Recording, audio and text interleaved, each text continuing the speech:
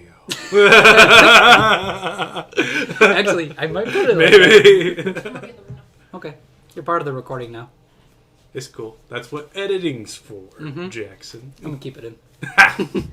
Hello, everybody. This is Drinking Dried, part of the Bookworm Cinema production. Yeah, that's our thing now, right? Because Bookworm Cinema. Yeah. Blue, blue, blue, blue.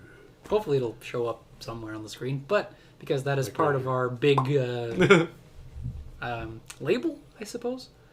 We're trying to launch something, I guess. Yeah, I already posted a couple episodes of my Exploring Arda podcast because I started reading a new book, The Fall of Numenor. So I'm like, oh, that's a perfect time for me to start uploading my, the collective works of Bookworm Cinema. So I'm like, start those, put this one on here obviously next, and do a whole bunch of things. And I have a plan for making a paranormal show, which won't be as common, but, still. There's variety coming your way, fun things, guys. Fun things. Yeah, and also books and baggins along the way somewhere. So. Somewhere along the way. Yeah. There's going to be a book somewhere in the Bookworm Cinema. Somewhere. Well, I mean, technically, the one that, from me, the Tolkien ones. Is actually, you know what? You're right. You're right. You got a point. So there already is a book. Now we just need the worm. And then we're complete. So we're going to be changing up things probably. We're going to make our movie episodes a little shorter. Just because, I don't know, just feel like it's a better change just to make it good half-hour-ish chat about a movie that we like. Yeah, and we're constantly experimenting on the channel, so we're going to see how this goes.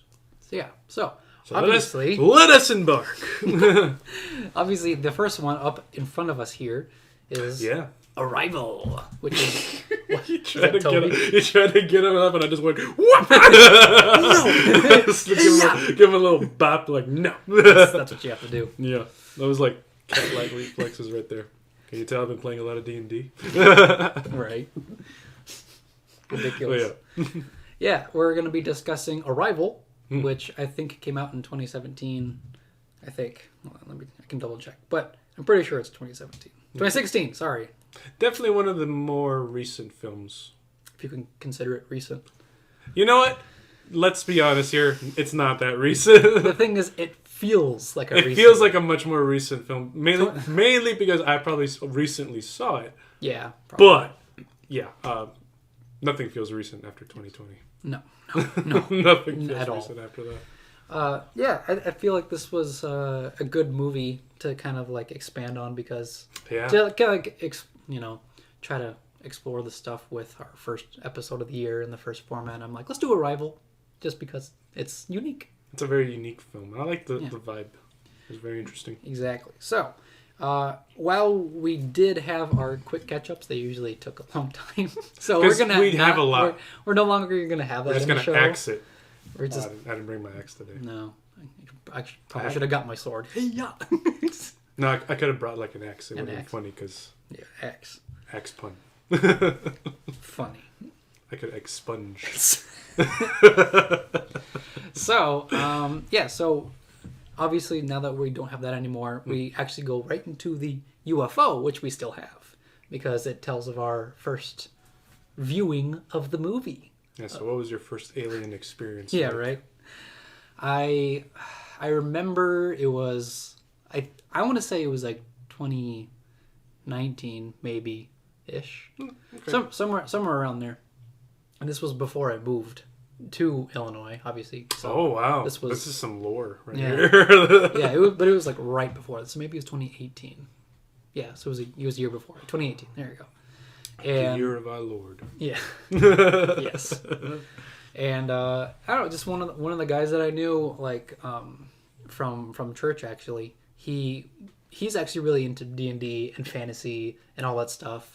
And funny thing is, he's actually a player with part of the campaign that my brother is playing currently. Oh, really? Yeah, so it's pretty cool. They do like every time that they go back to Iowa, they gather their friends and have a big session. Oh, yeah. Literally like for 5 or 6 hours. They will play. So they just spend the whole... Oh, wow. I'm like, that's really cool. Lucky. So lucky. Son of a bitch. But it was that guy who... I ran into Walmart randomly, and I was just like, I'm just looking for like a random movie that I can, just check out. And he's like, oh, check out Arrival. It's pretty good. and a random alarm from outside. Because life be happening out there. And so he's just like, yeah, check it out. It's really cool. It's just like a unique film. It's not very like, action-packed or anything, but it makes you think. So I'm like, that's cool. Yeah, sure. So I found it in Walmart, actually, because he like pointed it out. He's like, that's a good one. He's the one that actually told me about Dark Crystal as well. Oh, really? Yeah, same guy. So I'm like, really? Well, cool. This guy, we're going to head him up. He has some pretty good movie recommendations, apparently. Yeah. Yeah. And then I took it home and watched it. I'm like, this is a great movie. I really love it. So it's very clear my UFO is like, it's the actual saucer. It's the lights. I can see the little beaming lights. You're actually being pulled up into the space right now. It's like, take me. Take me now. Especially when it's like this aliens, I probably wouldn't mind because they're not They're interesting. hostile. They're a little wild. They're weird. But interesting. But very interesting. Yeah. Because they need humans' help in this movie. Which is this is one of those strange instances where the aliens actually come to the people, us people, for help. Yeah. Which is crazy. A crazy concept if you look at all other movies with aliens. Which is one of the main points why I really like this movie. Yeah. So, but that is my UFO. Mm-hmm. What's yours? Mine was maybe... How long have I had? Because I borrowed... I learned about this through you. Yeah. So, I've had this... You lent me the movie like maybe, I want to say like a month now? Probably a month. I told you about it maybe like... A year ago. A year ago maybe, being like, hey, this is a cool movie. I never really said like, oh, we should put it as an episode. But yeah, it was just always like an interesting thing to check out. And I was just like, all right, I'll check it out at some point whenever I get my hands on it. Yeah. And I never did. Yeah. And then there was like a chance where I was like, oh, I could watch this movie. And then I guess something else might have been going out at the same time because I think there was like another show I was watching at the time. Yeah. So I never got around to watching it. But like, yeah, like I think a month ago. I'd say so. Finally. Because I lent you some movies. Yeah. I was just like looking for some stuff to just check out. And I felt kind of like browsing your collection a little bit, and showed some off ever-growing. I showed some off to my sister too because I wanted to have some movies for her to check out too. Yeah. Because again, she hasn't seen a lot, so I was just like, all right, well, let's start. Your mind. Yeah, let's start broadening this mind here. We got to move out of the romance hole here. Like this romance, good, but there could be better. But there's more out there. But there's so much more out there. And Arrival was just one of the movies that you let me borrow. Yeah, that has romance in it. I mean, technically, yes. Technically, not very much, but not very much. But there is. I mean, I would say it's still like a plot point. Yeah. Yes, definitely. Yeah. It's just not the main plot point. No, definitely not. No, but about like a month ago, checked it out. Yep. Very interesting film. Yeah. Makes you think. Yeah, it was very just. I think the thing that blew, or like made me think a lot, was just their way that the concept of time for them was very fascinating for me to think about, like the way how their own language is also kind of like, what was the word they were saying, weapon? Yeah, in a way where it's just like you can use it. Yeah, and I'm like, I'm like, wow, language being used as a weapon. I mean, technically that is like our first weapon before. I mean, anything, yeah. It still is a weapon. Absolutely a weapon. It's been like that for forever. Forever, yeah. Once people were able to like talk that shit, That's normally the first thing before the shots get fired. Is words. Is words. That's how you get a fight. Is words. Mm-hmm. So, yeah. So I mean, so your UFO is fairly clear. Very I'm being taken up with you. After you. Come with me. Yeah, essentially, and we're just gonna learn about like spirals. So. And birds in a cage. And birds in a cage. Yeah, exactly. And gravity being weird as you go Which up again, the spaceship. That's when I actually felt like I was pretty smart because like once I realized that like the bird was okay in like the area, I was like, wait, the bird's fine. Yeah. So the bird's not getting freaked out or sick or radiation or anything. Yeah. We're okay. Then this is Yeah, I'm like, oh, big brain. I can actually think. Yeah. Okay, cool. So I like that UFO. Yeah. So now we got that out of the way. We're gonna go into like basically what the movie's about, and then we'll talk about facts after that, and then our thoughts about it, like our overall thoughts. So yeah, Arrival pretty much is about this linguist professor, college professor, and she's like one of the top linguists of like the nation, I think or of the world. Yeah, she was like kind of a big deal. Yeah, like I think like at the beginning, she was like really well known, but not until like the end of the movie that she gets like huge worldwide recognition. Yeah, because I guess it was like in terms of like nationwide, she was kind of big. Yeah, because the government went looking for somebody who could like translate this. Oh, Louise. Sorry, I blanked on her name. Louise. That's her name. And I couldn't. It's been a month for me. Yeah, too. yeah. But longer for you. I haven't seen it in a while. Yeah, so like the military essentially was going to during one of her classes. That's when the aliens start. Oh yeah, like landing, during her lecture, which they don't even land; they just hover over like. Yeah, literally just like this weird like black egg looking thing. It is. It's like it's like a side of an egg. It's like not even the whole thing. It's like kind of like curved. They call it the shell. Yeah. Because it is kind of like a floating shell in the sky. Yeah. But the military comes and they're like, hey, we need you to know what translate this for us. Like, let me just translate this completely alien fucking language. And it's only off sound, of just sound. And it's just like clicking and... Yeah, like... And it's just like... What? Like, bro, you're literally just throwing me out... You're throwing me out into a fucking void here. For all I know, you literally just recorded this outside on your drive here. Like... Right, exactly. Be like... Translate this. Like, what language? What language am I listening to right now? No, let me fucking get there and do my fucking job properly. Yes. And at first they're like, no, we can't have like civilians involved, and then they're like, oh, we're gonna talk to somebody else or whatever. Yeah. And it is Forrest Whitaker who is Colonel Weber, who is like kind of the head guy of. I recognize the eye anywhere. Yeah, exactly. It's the eye. Yeah. Amy Adams is Louise Banks, Dr. Louise Banks, and then Jeremy Renner is Ian Donnelly. Mm-hmm. So those are like kind of like the main three characters. Essentially of this story, yeah. Basically just Louise and Ian, but you know.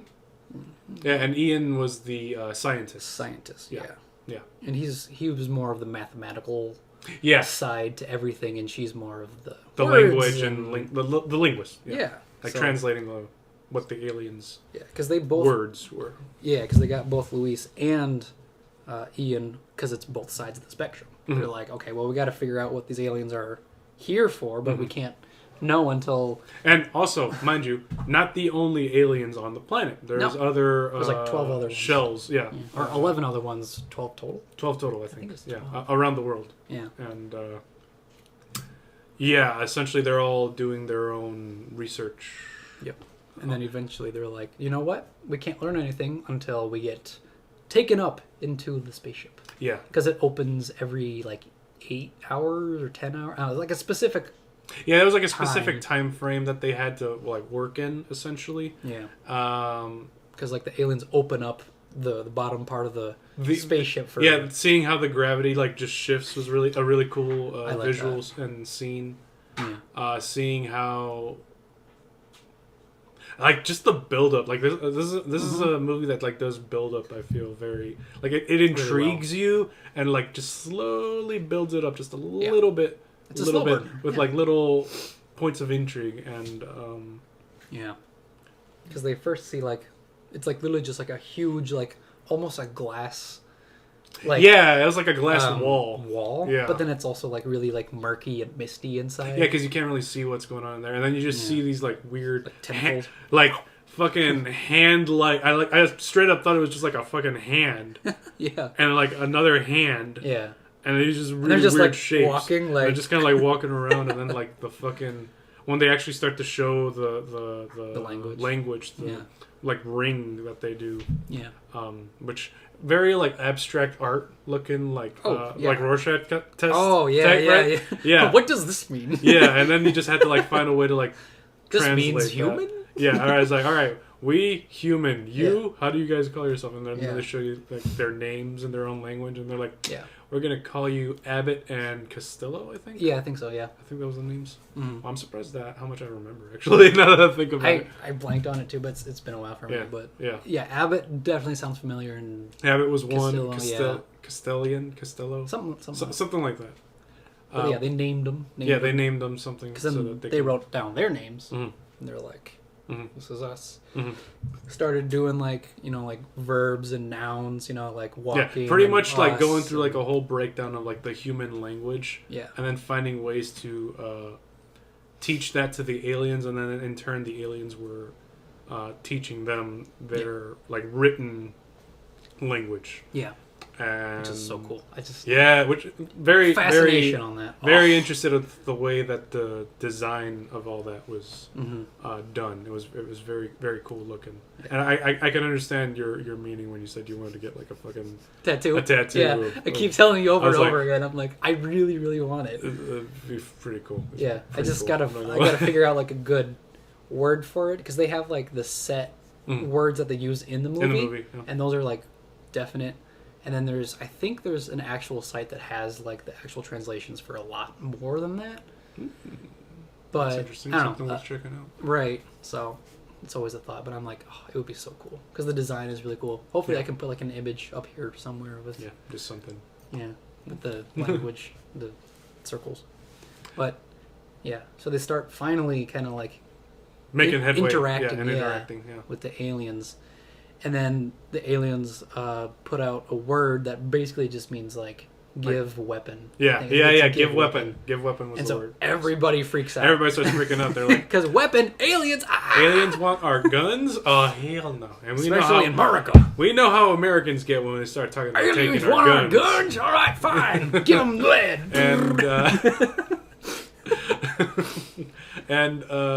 So like.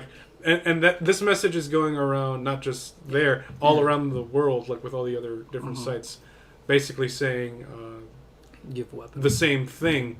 China freaks out. Yeah, China freaks out. They're basically like a major player in the global. I think they're the ones first to like gather their military and start like planning on attacking, but not yet. Like essentially, they're like, hey, they're threatening us, so now we're going to prepare like a counterattack. In case they do try to do something, and if not, we're going to try and threaten them to get the fuck out of here because we don't want them in our space anymore. Yeah. And at first, the aliens kind of like they shift the spaceship in a way so that nobody can enter it anymore. Pretty much. They like lock it off because like there was an explosion. Yeah. So basically, like some people, the people at the base with Ian and Lewis were at. They try to. I guess because I remember like that whole scene leading up to it was just like a lot of pressure from the outside world being scared of what these aliens are doing here because they don't know how to communicate properly with them, and this like essentially like group of people were just like, all right, we're gonna need to either find, because I think they just wanted to leave but they couldn't because they are under orders to stay on site until this is resolved. Right. Yeah, pretty much. And they're like, blow up the spaceship and then we all get to go home. Yeah, right. Like nothing can go wrong with that. Nothing could go wrong with that, right? Stupid. Yeah, a lot of it was just very dumb, but I'm just like, very human response. Oh, yeah. Oh, for sure. At the end of the day, I was just like, very human response. It was like almost expected, but you don't know when it would happen, I feel like. Yeah, just seeing like how it was all leading up to it. And then the Abbott and Costello. Yeah. Now I'm just not sure if that was his actual. It was Cass something. Should I look it up? Yeah, if you want to while I'm talking about it. But Abbott and Costello were basically trying to warn Costello. I mean, oh, it was Costello. Yeah. Oh wow, I was right. Abbott I should start believing in the things Costello. I say more. I should have a little bit more faith in my brain. Yeah, my brain hasn't let me down all the time. and the aliens are called heptopods. Yeah, because they have like 7. Yeah. Fingers, legs, whatever you want to call it. Yeah. Appendages. Yeah. Yeah. But. I lost my train of thought. Yeah. So yeah, the military. It seemed to me like the aliens were trying to, the heptapods were trying to warn them of like, hey, that's fucking dangerous over there.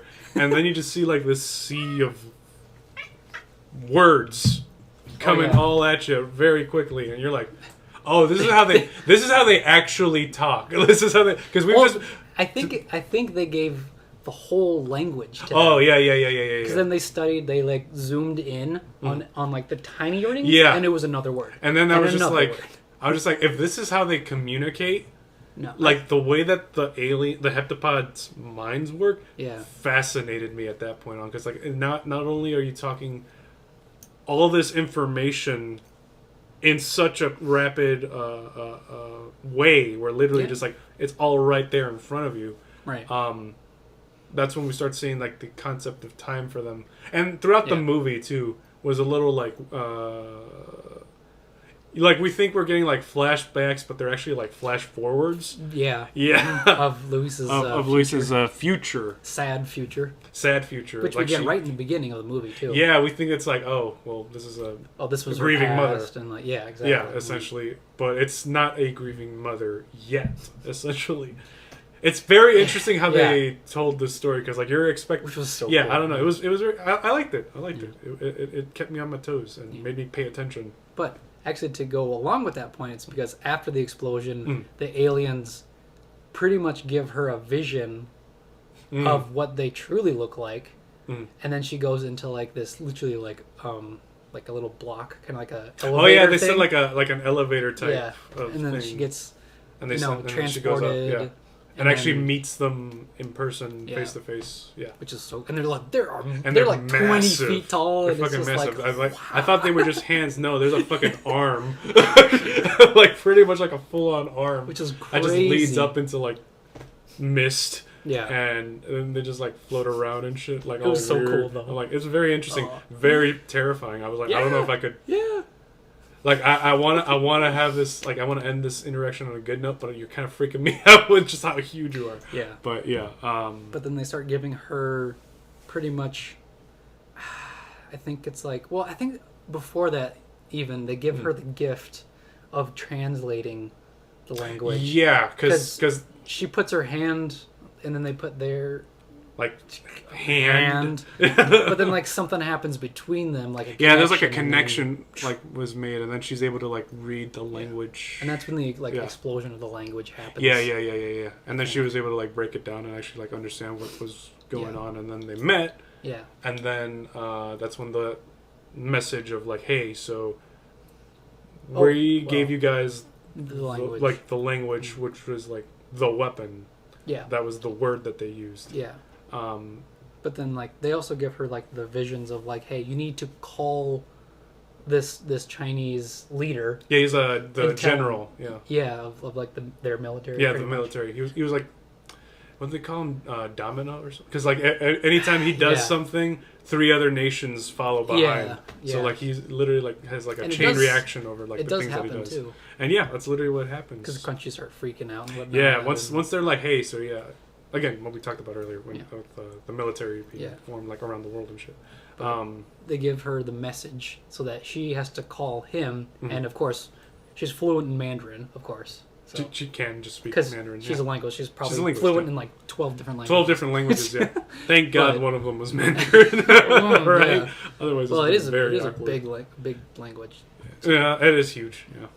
But then she gives him like the secret message that only he knows. Mm-hmm. Like I think it's like what he said to his wife. Or what his wife said to him. Yeah, and that was when she like when his wife passed away. Yeah. And the only reason she knows that is because she basically kind of got like a vision, like a vision of the future, or it's like a memory of the future.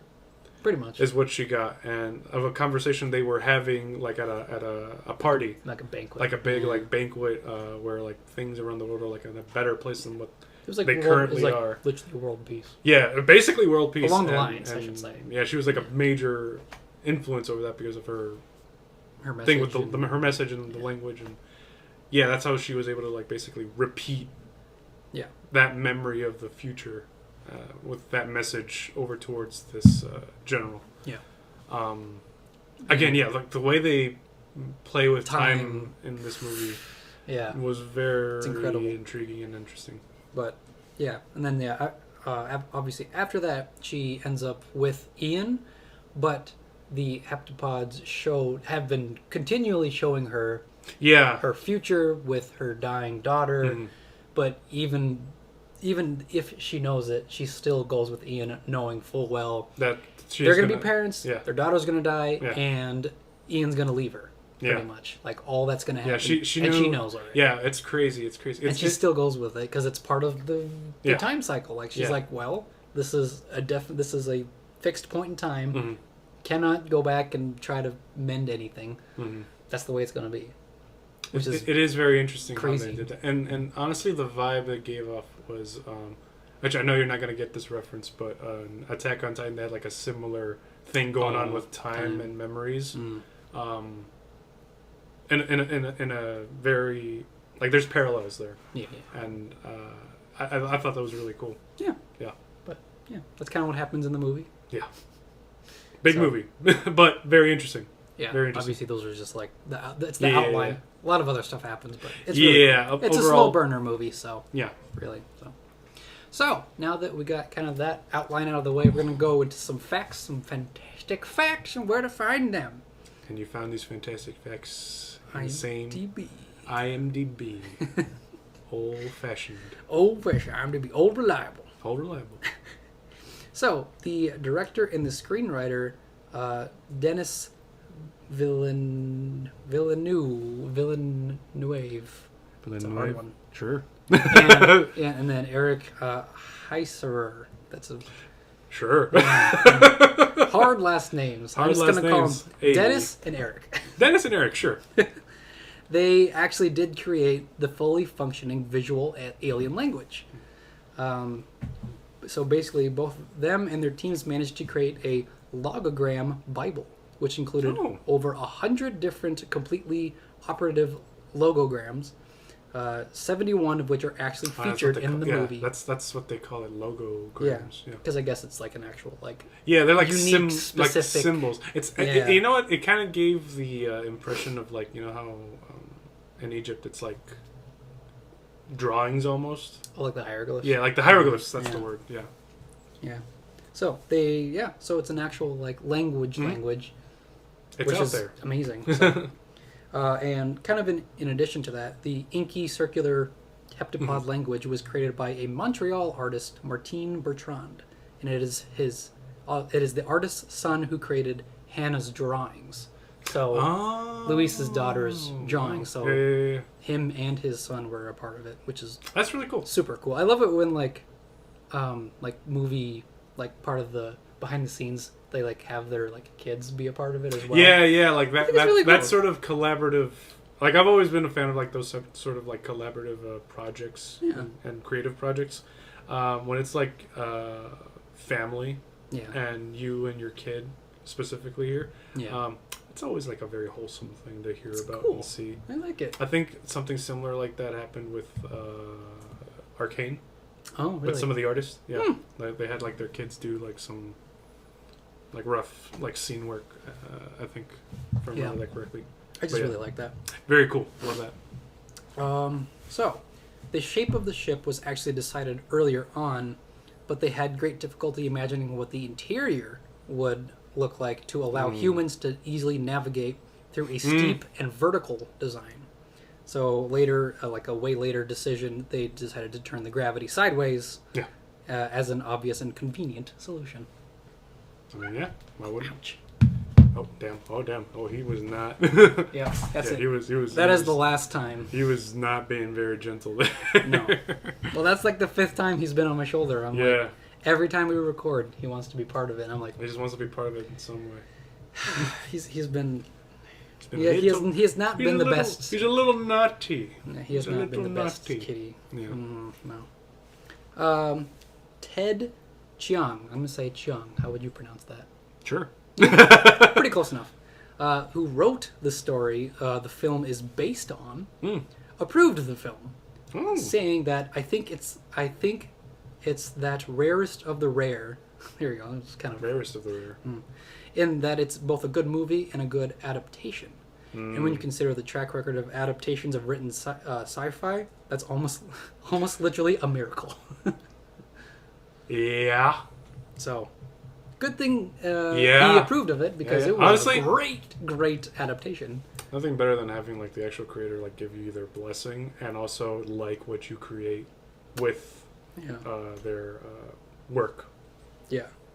I just always appreciate when it's like based off of a story, because you know that like if it's based off a story, that means the original story must have been really good. That people are like, ooh, we should actually like, hey, we can make a movie out of this. Which You see that becoming more and more common these days, but like when it's actually like good fucking storytelling, yeah, and people are passionate about it and want to do it justice, that'll translate over and again spark interest back on the original source material. Exactly. And to add on to that, another fact is that the director and the writing team took extensive efforts to ensure that the movie's scientific ideology was accurate. And there was a renowned scientist and tech innovator called Stephen Wolfram and his son, Christopher Wolfram. They were consulted to ensure that all the terminology, graphics, and depictions were all accurate and sound. We like that. We like that a lot. Another That's a really cool fact, actually. I like that. Another father and son duo right there. That's why this movie's so good. I clearly see a pattern of family. It's all about family. Because it's all about family. Then Diesel shows up. Oh my god. He just comes in. I am the alien. Whoa! He just drives up in his fucking car while they're talking. Did somebody say family? Oh god. I had to. It all comes back. It all comes down to family. The heptopods craft owes its design to an asteroid called 15 Eunomia.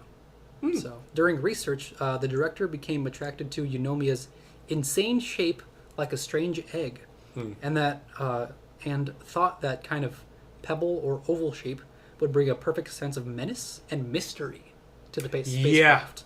Yeah. I was very much I think curious, but also cautious. Yeah.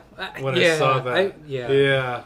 Because I was like, I don't know what the fuck to expect. Last time I saw a shape like this in any movie, it's normally not a good thing.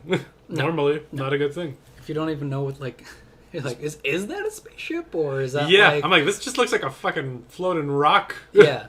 And then it just opens up, and you're like, all right, it's not fucking floating. And yeah, that's the thing too. A lot of like the technology of these heptapods is just so advanced that it genuinely just looks like rock formations. Yeah. But it's technology. It just I don't know. I thought that was a very interesting way of like like having something look so like technologically advanced, but still natural in a weird way.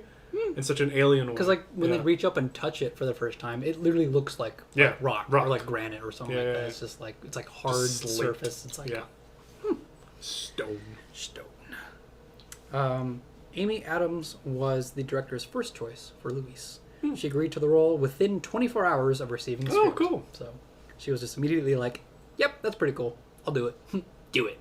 I'll do it. I'll do it." So it's just pretty cool.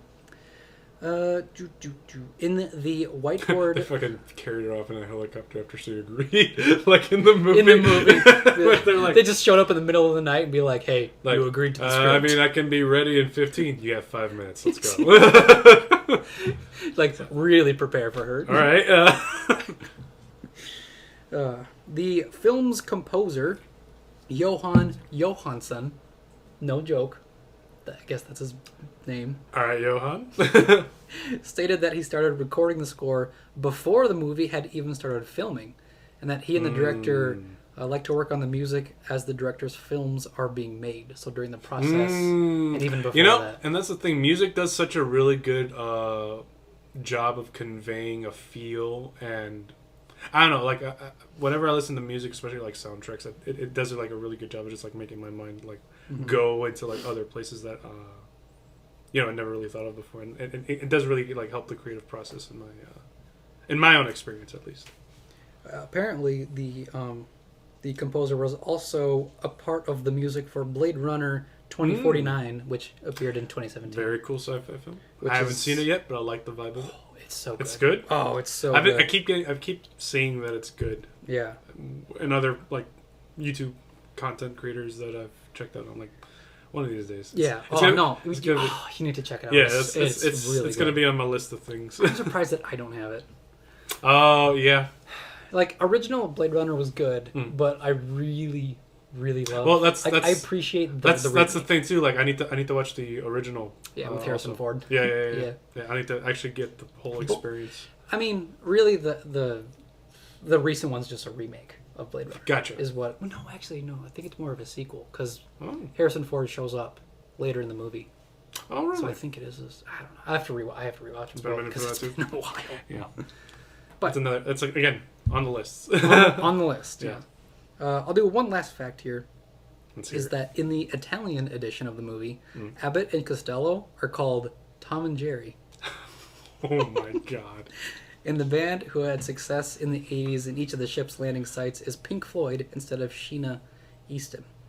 These changes were made because both Abbott and Costello and Sheena Easton are not well-known icons in Italian culture. Wow. So they called them Tom and Jerry. You know, good on Tom and Jerry for being international stars. But I never really knew that Tom and Jerry was like that big. Like I always, I thought it was only like a. I mean, it was a cartoon. Like I knew it was like a thing. Yeah. It was a pretty big thing. I wouldn't think it'd be like an Italian thing though. I didn't think it was going past like American shores. I mean, I could see it like maybe some parts of Europe, like maybe like London, like England. Retrospectively, I can think about it. I was like, okay, I can see how people could find the entertainment because at the end of the day, it's like slapstick, old cartoon humor, and eventually it would make its way over there. Yeah, like Looney Tunes was fucking huge. Oh, that was enormous. So Tom and Jerry. That's kind of makes like sense. Yeah, it was like a branch off of that, like animation style the humor. Yeah. Vibes. Yeah, it was very much like Roadrunner and Coyote, where it's like they don't need to say anything, but they still like smack each other with a 2x4. It's a tried and true formula that worked back in the day. Yeah, and in some cases still is. So that is our facts about the movie, and I guess now we just kind of talk about what we enjoy, and I'll say like before that we can give it a nice review. So, 1 out of 10. Oh, 1 out of 10? Yeah. How would you rate Arrival?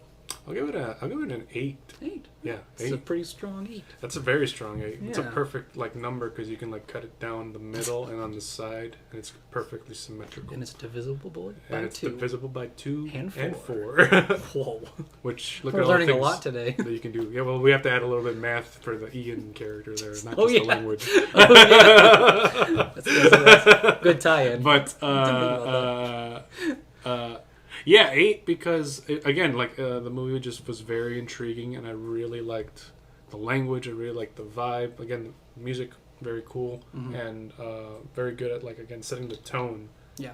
For the film, and there's also that one soundtrack that they used that I've heard in other places that was very well known and a favorite of mine. I just really like that somber sound of the violin. Very and cello. ethereal. Right? Yeah. It's very early on in the film. There was really I remember I found a YouTube playlist or whatever, but it was one of those hour long things, but it was Arrival, ambient things, and it was that deep cello thing, and then the weird sounds in the back, and it's which just again, making sci-fi so cool. is gonna have that sort of vibe, in some shape or form, and again with the language being almost like the way they view time through their the language almost through their words, through their words is very. And it's also a fascinating concept to me. Yeah, and I think also in addition, for humans in general, we think of time as linear, a very on. Heptapods think of it as a circular thing, where it's just they can go back to the past and they know the future that they need help. So it's this whole cycle, pretty much. Yeah, is what I kind of got out of it, which is and in a lot of ways, if you look on time, where history has repeated itself a lot of. Right. Yeah. It kind of makes you one would wonder about the lost history, but how different was that history? Right. Also, that's why I'm oh man. I don't know. This movie really made me think. This movie really made me fucking think, and right? I think that's the point, right? You really start looking at not just the past but the future. Yeah. In very interesting ways. Yeah. I mean, there's so many reasons. I feel I would give it a solid 8 too. I guess to add to it for the same reasons. The language was just the biggest part for me. For you, yeah. It was just, I remember that was your main talking point every time you would bring up the movie. It was so good, and then now you know why. Yeah, now I know why. Because it's literally their foundation, literally of who or what the heptapods are all about. I was about to say it's septapods, but septapods. They don't have that many limbs. Heptapod. But yeah, hepatitis. But yeah, just I think like the overall design of the language is really cool. Where like one little like outward like scratch or like splatter, and again, it meant does, a completely different word. It does kind of give like a modern art vibe, but like a little bit. It's like but more very sophisticated, more precise. Yeah, like the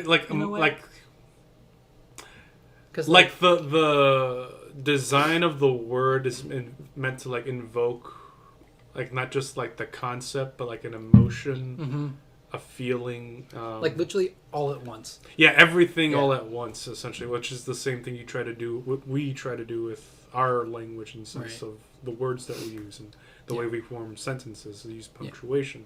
It just does it all into like one thing, image that you see, which is crazy.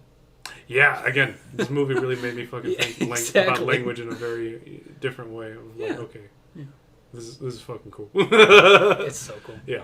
But yeah, I love the just like the tension, the build-ups, with Louise being the linguist, and she's just like, no, we need to actually start from like ground, literally like, the ground, literally like me. Okay, that's the lesson today. Me, you, and everybody. Again, lesson 1.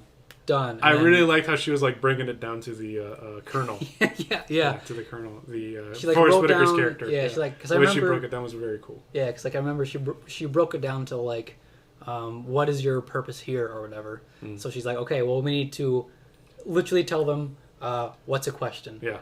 What is your purpose? We need to understand what is you? What this is us? In order to understand this and to understand that we need to know about this. Like literally all these steps just to get the fucking first question out of the way, and then to have that groundwork. We're like, okay, now that we can understand one another, what do we have to say? Okay. Yeah. So, very cool. I really like that side of it too. So, but yeah, I think that's a pretty solid review. Yeah, I feel like I don't know if you have anything else to add to it or not. This is I was pretty satisfied with this. Yeah. Right. Yeah, with the movie. There's a part of me that almost wants a little bit more, but I'm like kind of happy with what we got. I think it's a good standalone. You know what? I think what you know what it is. I think it's just the language that's like making me want. I guess I want to explore that a little bit more. Maybe. Yeah. Well, apparently they got like a whole thing. Now that I learned about that, I'm like, all right. Well, now I'm going to be able to fully dive into that a little bit more. And I got to decide what I want. Yeah. Right. For my design for my tattoo, which is way in the future, but still up here. Yeah. So. Wait, would you ever get a I'd consider like it. Yeah, absolutely. Yeah, this like a little small one or something. Yeah, it could be just like a small little thing between. What does this mean? It says dumbass. I mean, yeah, right. Yeah, maybe something. You know what? Idiot. Nah. You know what? Never mind. Yeah, let's give this movie the respect it deserves. I'm just kidding. Although it would be pretty funny to be the one guy with that.